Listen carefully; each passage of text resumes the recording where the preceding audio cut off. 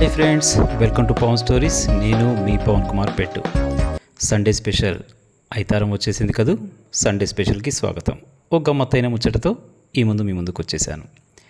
మా బడి అడెల్లి పాఠశాలలో బతుకమ్మ పండుగ కాస్త చిన్నగానే చేద్దాం అనుకున్నాం. చూస్తుండగానే మా వంట అమ్మ వచ్చేసేసి బతుకమ్మను తయారు చేసేస్తాను అంది. వెంటనే పిల్లలు నేను తెస్తాను అంటూ 6-7 పిల్లలు రయ్యమని పిట్టెల్లాగా పరిగెత్తారు. అటు ఇటు వెతుకుతూ 15 నిమిషాల్లోనే పువ్వులని తెచ్చేసి అమ్మ చేతికిచ్చేశారు. ఇక అమ్మ తన పనిలో తానుంది. పిల్లలందరికీ ఒకటే ఆతృత, ఎప్పుడు తొందరగా కోలాలు వేద్దామా అని చెప్పేసి. ఒక శేఖర్ అన్న అని ఉన్నాడు ఊరిలో. చిన్నగా బాక్స్ ఉంది ఆయన దగ్గర, సౌండ్ బాక్స్. అన్న ఇయ్యగలవా అన్నాను. ఎందుకు ఇవ్వను అంటూ తనే తీసుకొచ్చి బాక్స్ కూడా పెట్టేశాడు. ఇక పిల్లల్లో ఉత్సాహం మొదలైంది. ఇక రంగం సిద్ధమవుతోంది. అంతలోనే మమతక్క చక్కగా పేర్చిన 2 బతుకమ్మల్ని తీసుకొచ్చి ముందర పెట్టేసింది. ఇక మరి బయట పెట్టేయనా అన్నాను. అట్లెట్లా పెడతావు సార్ అంది. మరేంటి అన్నాను. ముందుగా ఆవరణనంతా శుభ్రం చేయాలి, ఆ తర్వాత పేడతో అక్కడ చక్కగా మేగాలి, ఆ తర్వాత అందమైన రంగవల్లి, అందమైన ముగ్గులు వేయాలి, ఆ తర్వాత కదా హారతితో బతుకమ్మను ఎదుర్కొని తీసుకురావాలి, అప్పుడు అక్కడ పెట్టి నైవేద్యం పెట్టి అప్పుడు మొదలు పెట్టాలి కదా బతుకమ్మను అంది. ఇవన్నీ మర్చి చాలా రోజులైందిలేండి. నేను చాలా రోజుల తర్వాత ఒక పద్ధతి ప్రకారం బతుకమ్మను చేయడం మొదలుపెట్టేశాం. అక్క వచ్చేసేసి 2 తమలపాకుల్లో చక్కగా గౌరమ్మం చేసేసి పెట్టేసింది. దాని చుట్టూ వస్త్రం, అదేనండి దూదితో చేస్తారు కదా, ఆ వస్త్రాన్ని చక్కగా 2 బతుకమ్మలకు పేర్చేసింది. ఇక పిల్లల్లో పట్టుకోవడానికి సిద్ధమయ్యారు. ముద్దుగా శ్రావణి చక్కగా హారతి పట్టుకుంటే మిగతా 2 పిల్లలు బతుకమ్మల్ని హాయిగా పట్టుకున్నారు.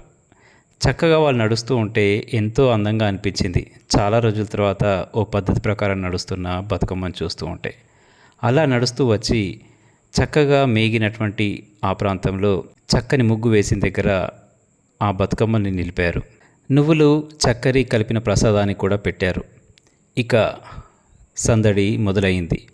చిన్నగా పాటలు పాడుతూ మొదట కోలాలతో మొదలైన ఆ సందడి, ఆ తర్వాత ఊకే కోలాలేనా, చప్పట్లతో ఆడండి అన్నారు అక్కడికే కూర్చున్న కొందరు పెద్దవాళ్ళు. పిల్లలు సరే అంటూ కోలాలు పక్కన పెట్టేసి ఇక చప్పట్లతో ఆట మొదలుపెట్టారు. పదం కలుపుతూ ఎప్పుడూ స్కూల్లో ముభావంగా ఉండే పిల్లలు కూడా చక్కగా లయకు తగ్గట్టుగా పాదం కలపడం, చేతులు కాళ్ళు సరిగ్గా ఒక లయతో ఊపడం కాస్త ఆశ్చర్యాన్ని కలిగించింది. ఆ గ్రూప్లో రిషిజ్ఞ అనే చక్కని అమ్మాయి ఉంది. తను ఎలా చేస్తే వీళ్ళు అలా చేయడం మొదలుపెట్టేశారు. చూస్తుండగానే సమయం గడిచిపోతుంది. వాళ్ళలో ఏమాత్రం అలసట లేదు. కాసేపు విశ్రాంతినిచ్చి ఆ తర్వాత మళ్ళీ మొదలుపెట్టాను. ఇంకో 10 నిమిషాల్లో అయిపోతుంది అని చెప్పగానే వాళ్ళు కాస్త దిగాలు పడ్డారు. కానీ పాటల సంబరంలో వాళ్ళ ఆనందం కేరింతలు నడుస్తూనే ఉన్నాయి. చుట్టూ చూస్తున్న వాళ్ళు వాళ్ళతో పాటుగా బతుకమ్మ పాటల్ని వింటూ వీళ్ళ యొక్క నృత్యాన్ని చూస్తూ ఆనందిస్తున్నారు. చివరి సమయం వచ్చేసింది.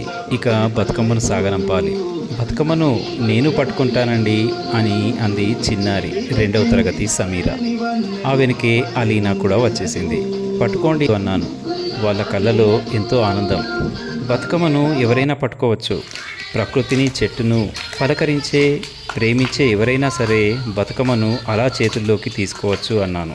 నిజమే కదూ. బతుకును బతికే ఎవరైనా సరే బతుకమ్మను చేతులతో అలా తీసుకొని వీలైతే గుండెకు దగ్గరగానో, మరీ ప్రేముంటే నెత్తిపైన పెట్టుకొని అలా నడిచేయచ్చు, అలా నృత్యం చేసేయచ్చు. బతుకమ్మ అంటే కేవలం పువ్వులే కాదు, కేవలం ఆకులే కాదు, ప్రకృతిలో ఉన్నటువంటి అన్ని రంగుల పువ్వులకు ఒక విలువను, ఒక స్థానాన్ని ఇచ్చినటువంటి ఒక అత్యద్భుతమైన పండుగ. ఆ చెట్టే లేకుంటే, ఆ పువ్వే లేకుంటే మన బ్రతుకుకు విలువే లేదు అని నిష్కల్మషంగా చాటిన ఒక అరుదైన పండుగ.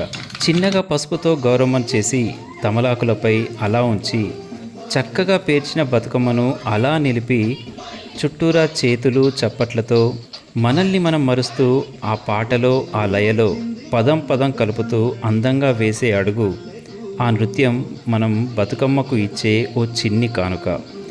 మనకి ఎన్నో ఇచ్చిన బతుకమ్మకు ఈ మాత్రం చేయడం చాలా సరదాగా ఉంటుంది కదూ. అందుకే బతుకమ్మ మన ఇంటి పండుగ.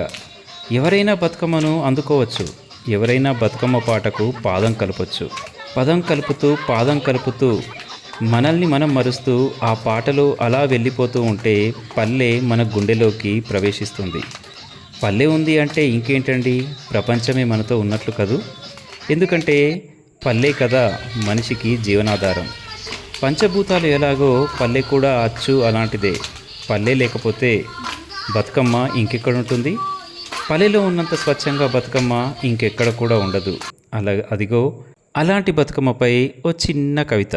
బంతిపూల మధ్యన విరిసిన చామంతి మా బతుకమ్మ, నిషీదిని చీల్చుకొని వెలుగును పంచిన అరుణిమ మా బతుకమ్మ, కాయ కష్టం చేసుకునే బ్రతుకున జీవితపు పాట మా బతుకమ్మ, తెలంగాణ గడప గడపన ఆనందాలను కన్నీళ్లను జ్ఞాపకాలుగా మార్చి బ్రతుకుతున్న బ్రతుకు పాట మా బతుకమ్మ, సద్దికూడునైనా ఇష్టంగా తింటూ పొద్దుగూకేదాకా నేలను చేతులతో ముద్దాడే చెమట స్పర్శ మా బతుకమ్మ, దారిలో కనబడే ప్రతి జీవిని ఆత్మతో ఆలింగనం చేసుకునే అమాయకపు పల్లె ప్రేమ మా బతుకమ్మ, కడుపు కాలితే కాస్త గంజైతుంది, మాట కలిపితే పొద్దుగూకేదాకా సోపతైతుంది, పాదం కలిపితే గొంతు దాటి పరిగెత్తే పాటైతుంది, సేదదీరుతానంటే చిక్కని నీడైతుంది మా బతుకమ్మ, ఆకు పువ్వు తెచ్చి తాంబూలంలో వరసలు పేర్చి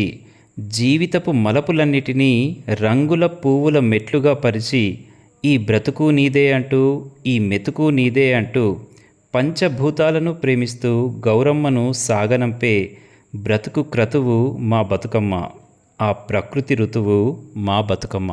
ఇదండి బతుకమ్మకు సాదరంగా ఆహ్వానం తెలుపుతూ ఈరోజు సండే స్పెషల్ ఐతారం ముచ్చట. నచ్చితే మీకు తెలిసిందే. ధన్యవాదాలతో నేను మీ పవన్ కుమార్ పెట్టు.